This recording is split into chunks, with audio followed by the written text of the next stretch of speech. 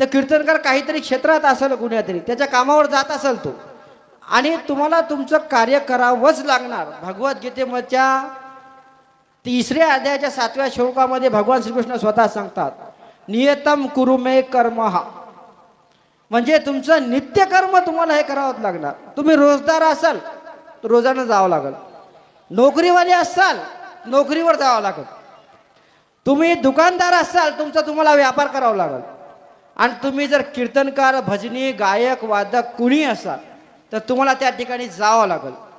आणि तुम्ही त्या ठिकाणी ज्यावेळेस जाल त्यावेळेस तुम्हाला सुद्धा तुमचं मानधन द्यावं लागेल. कारण की भक्ती करल्यानं पोट भरत नाही. संत सुद्धा सांगतात, भक्ती करू का पोट भरू. पोटाची जर क्षुधा शांत झाली तर ज्ञानाची क्षुधा ग्रहण करण्यासाठी लागते. कारण की विद्याधन सर्वप्रधान, विद्याधन हे सर्वप्रधानात धन. तुमच्याकडे धन आहे, खूप आहे, काहीच काही मिळणार.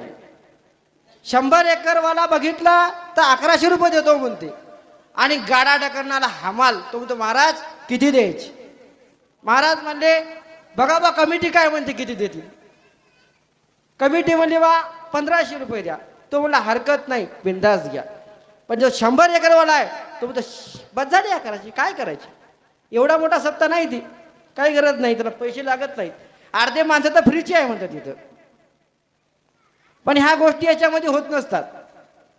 काळानुसार सगळ्या गोष्टी बदलत गेल्या. 200 रुपयामध्ये येणारी पैठणी आज 5000 रुपयाची झाली. तिथं खर्चायला पैसा येतो महाराज, कुठून येते ती.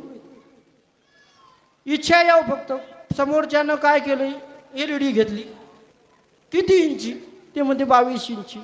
मग आपल्या घरामध्ये लावू आपण 56 इंची. अरे 56 इंची मध्ये पूर्ण देश चाललाय आता, मोदी 56. धर्माचं रक्षण करण्यासाठी तेवढंच महत्वाचे घटक आहेत.